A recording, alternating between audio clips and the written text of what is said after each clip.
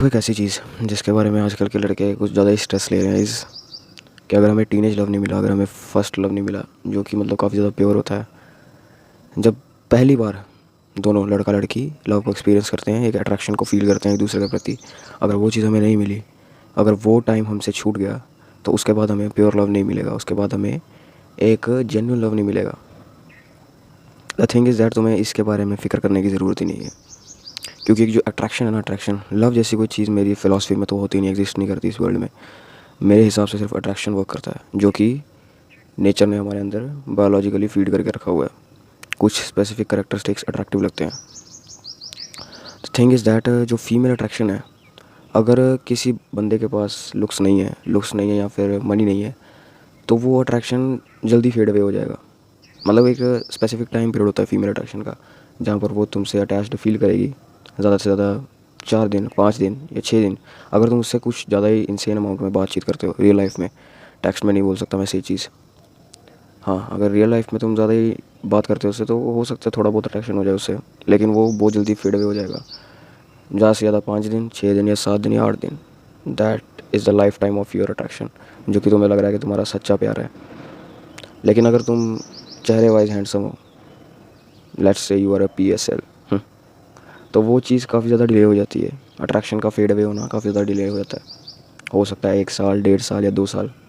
ये time period में काफ़ी ज़्यादा जो गैप आ रहा है वो काफ़ी ज़्यादा इंसेन है, क्योंकि लुक्स ही प्राइमल इफ़ेक्ट्स हैं तुम्हारे करिश्मा का, तुम्हारी पर्सनैलिटी का, तुम्हारे कॉन्फिडेंस का। जब तुम किसी हैंडसम बंदे को देखते हो तो उसकी तरफ से एक कॉन्फिडेंस अपने आप ही झलकता है, जो कि सबकॉन्शियस होता है। सो इसीलिए लड़कियां ज़्यादा यही बोलती हैं, आई प्रेफर पर्सनैलिटी कॉन्फिडेंस, लेकिन वो पर्सनैलिटी कॉन्फिडेंस इधर से ही आ रही होती है। सो अगर तुम हैंडसम हो तो तुम्हारा अट्रैक्शन फेड अवे होएगा काफ़ी देर बाद, लेकिन होएगा ज़रूर। अगर तुम PSL भी हो, अगर तुम PSL गॉड हो 10 आउट ऑफ 10, तब भी तुम्हारा अट्रैक्शन फेड अवे होएगा, क्योंकि जो चीज़ हमारे पास मिल जाती है, जो चीज़ हमारे पास आ जाती है, उसकी वैल्यू धीरे धीरे करके ख़त्म होती है।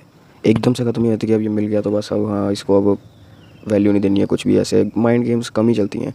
वो असल में नेचर नहीं डाला हुआ है दिमाग में कि एक के साथ स्टक नहीं रह सकते हम नेचुरली एक पार्टनर के लिए बने ही नहीं हैं। वो तो ठीक है, हमारी इंडियन सोसाइटी ने काफ़ी ज़्यादा अच्छे तरीके से इस वे में फ्रॉड कर लिया, और वो काफ़ी ज़्यादा अच्छी बात भी है वो, लेकिन अब वो चीज़ भी नहीं चल पा रही है। तो इसीलिए तुम्हें इन सारे मैटर्स की तरफ ध्यान नहीं देना चाहिए। असल में जो teenage love, first love, pure love, ऐसी नाम की कोई चीज़ नहीं होती। अट्रैक्शन फेड अवे होता ही है। इवन ग्रीक गॉड का, इवन PSL गॉड का भी अट्रैक्शन फेड अवे होता है। जब लड़की उसे पा लेती है, उसके बाद उसे एक और नया एक्सप्लोर करना होता है। जब तक वो नया PSL उसे नहीं मिलेगा, जब तक उसके लेवल का एंड संबंध नया कोई नहीं मिलेगा, तब तक वो उसके साथ रहेगी, लेकिन उसके बाद वो भी चली जाएगी। तो even you are of super rich and super handsome guy भी ना, तब भी तुम्हें छोड़कर जाएगी। छोड़कर नहीं जाएगी तो बाहर कहीं ना कहीं मुँह तो मार रही होगी। तो लॉयल्टी मेरे ख्याल से अब इस वर्ल्ड में रही नहीं है। तो जहाँ तक कर मेरा अपना ओपिनियन है, तुम फोकस करो अपने आप पे, अपने खुद के माइंड पे, अपने खुद के माइंडसेट पे, अपनी खुद की ग्रोथ पे। सो अगर तुम्हें चीट होना ही है, अगर तुम्हें एट द एंड आके अट्रैक्शन फेड अवे होएगा ही, तुम्हें चीट होना ही है, लड़की किसी और के पास जाएगी, तो why not you should date gold diggers. मतलब लोग डरते हैं गोल्ड डिगर्स को डेट करने में कि ये सिर्फ मेरे पास पैसा देख कर आई है। तो असल में अगर जो दूसरी है वो भी सिर्फ तुम्हारे पास लुक्स देख कर ही आई है। कोई उसको तुम्हारे दिल की सच्चाई, तुम्हारे दिल के गहराई जानने में कोई उसको मतलब इंटेंशन नहीं है उसका, ये सब चीज़ों को जानने में। वो सिर्फ ये बाहरी सुंदरता देख कर आई है, और जो गोल्ड डिगर होती है वो बाहरी रिचनेस या मटीरियल फैक्टर्स देख कर आती है। तो तो दोनों मटीरियल फैक्टर्स देख कर ही रही हैं। और गोल्ड डिगर तुम्हारे पास तब तक रहेगी जब तक तुम्हारे पास पैसा है। दूसरी वाली भी तुम्हारे पास रहेगी तब तक तुम्हारे पास पैसा है, वो लेकिन वो भी बाहर मुँह मारेगी। तो इससे अच्छा गोल्ड डिगर को ही रख लो। बाहर मुँह तो दोनों मारेंगी और दोनों एक्सटर्नल फैक्टर देख के रही आई हुई हैं। तो why should you believe that कि लॉयल्टी एग्जिस्ट करती है? लॉयल्टी एग्जिस्ट नहीं करती। तुम आगे जाकर धक्के जाकर खाकर समझोगे, लेकिन इसको जितनी जल्दी तुम समझ लोगे, there is not any such thing like love in this world. Only attraction works, only sexual attraction works, only reproduction is the main purpose of your life. Nature के हिसाब से अगर देखा जाए तो ये जो तुम मेहनत कर रहे हो, तुम रिसोर्सेज इकट्ठा कर रहे हो, तुम अच्छे से जीना चाहते हो, तुम डोमिनेंट दिखना चाहते हो, इज़ ओनली अबाउट रिप्रोडक्शन, या फिर अपनों को प्रोवाइड करने के लिए। That's all the whole concept behind the love and behind the your first love. So इसीलिए ये सारी चीज़ें बुलशिट हैं।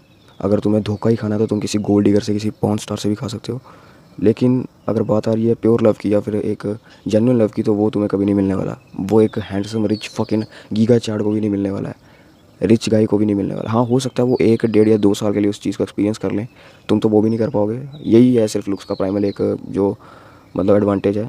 उसमें सिर्फ यही है कि वो एक स्पेसिफिक टाइम पीरियड के लिए एक स्पेसिफिक गर्ल से प्योर लव को, अटैचमेंट को फील कर सकते हैं, लेकिन उसके बाद उसने भी छोड़ना है। लड़की देखो ना, लड़की की बात क्या करें, अगर तुम भी अपनी बात भी करो यार, तुम एक चीज़ को, अगर एक लड़की को तुमने पाली, तुम कितनी देर तक रह पाओगे उस लड़की के साथ, मुझे जेन्युइनली बताना। We are not biological designed to be with one partner.